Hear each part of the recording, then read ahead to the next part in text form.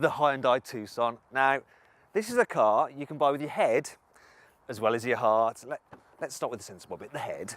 So it has one of the biggest boots in this class. It's absolutely massive, perfect for families. You can remove the parcel shelf, obviously, and on the entry-level car, you can actually fit it under this false floor. However, all but the entry-level cars have a full-size spare wheel, which is actually quite unusual these days. And as a result, you can't alter this boot floor nor fit that parcel shelf there. But what you can do is just wedge it here. It's not ideal because it does affect the fact that, well, you've got something in the way there, and you did before then have a flat low bay. Another thing that's a bit of a problem is you have to walk around to lower the rear seats. The lever's down here, but once you lower them down, it's a nice smooth surface, easy to slide things to the back. And on the whole, with the seats folded, it's a massive space. In fact, this boot is as expansive as the Arizona desert. See what I did there? Tucson, Arizona. Anyway, some cars, they sacrifice rear passenger space in order to have a big boot, but not this car. So it's absolutely massive back here.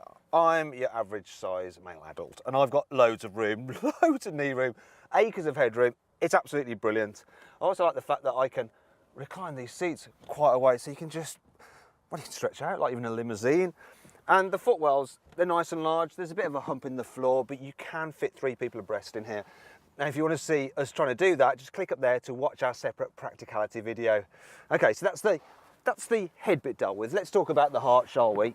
And the car's design, because I think this is a really nice looking thing.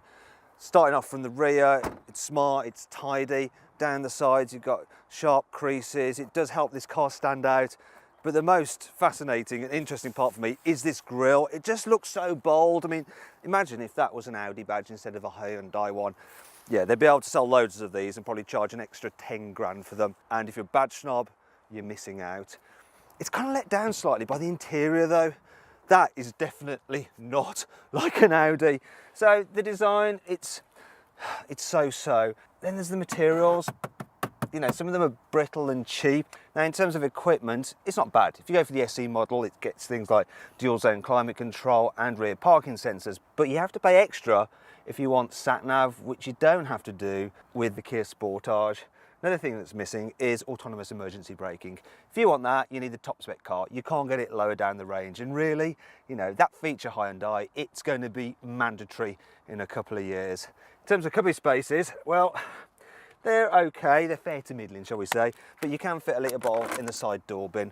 Now, if you want a greater look around this car's interior and to see our full review of the infotainment system, which is, once again, okay, but not the best on the market, then click up there to see our individual review. On the whole, the Tucson is a well thought out car, and there are various features to make your life as stress-free as possible. Input your home address into the sat-nav and it'll make a doorbell sound when you get close. You can't get any optional extras with the car. The only things you can change are the colour of the exterior and interior trim. Rear passengers get a handy coat hook, like on an airplane. The car has a 5-year warranty with unlimited mileage. Get the car with a boot which will automatically open if you stand near it with a key. Yeah, so this car didn't have that feature, so we had to improvise. The Hyundai Tucson actually replaced the iX35, and out on the road, it's a huge improvement. The Hyundai Tucson shares its chassis with the Sportage from sister company Kia, so surprise, surprise, it feels rather similar to drive. Now, the two cars do have slightly different suspension settings, and the one in the Tucson is set up more with comfort in mind. On the whole, it's a really good car to drive. It's nice and comfortable. It's great for long distances. It's probably not quite as comfy over bumps as the Nissan Qashqai, but most people are gonna be perfectly happy with this car. Also, visibility is generally good. Obviously, you're sitting up high. You do get a bit of a blind spot from those large A-pillars there and the rear pillar at the back.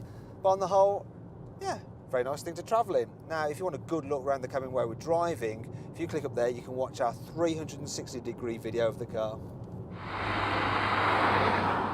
You can get the Tucson with 3 engines. There's a petrol, which just doesn't suit the car at all. There's a 2-litre diesel, which is pretty punchy, and it's the best if you need to tow.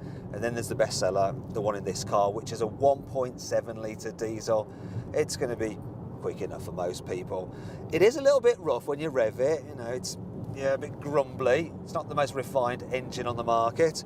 Now Hyundai says it will return around 60 miles per gallon, but I'm only averaging 46 miles per gallon. Hyundai will sell you this car with all-wheel drive, but you've got to think hard. Do you really need it? Because it's going to cost you more money. It reduces the car's economy slightly. It also eats into boot space, the four-wheel drive system. And let's be honest now, it doesn't suddenly turn this car into a Land Rover.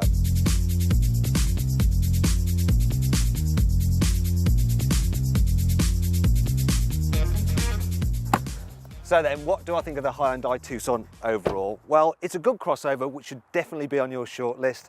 All right, so the 1.7 litre diesel engine is a bit rattly and some of the interior materials feel a bit cheap, but it's a great looking thing and it's very practical. Now, if you want more information on this car and to find out the best deal you can get on a Tucson, click up there to go to carwow.co.uk. Thanks for watching. Click over there for our group test video between the Hyundai Tucson, the Nissan Qashqai and the Kia Sportage. And if you enjoyed this video, please like it, share it and subscribe to our channel. Now, did you know that while us Brits say Hyundai, the correct Korean pronunciation is Hyundai?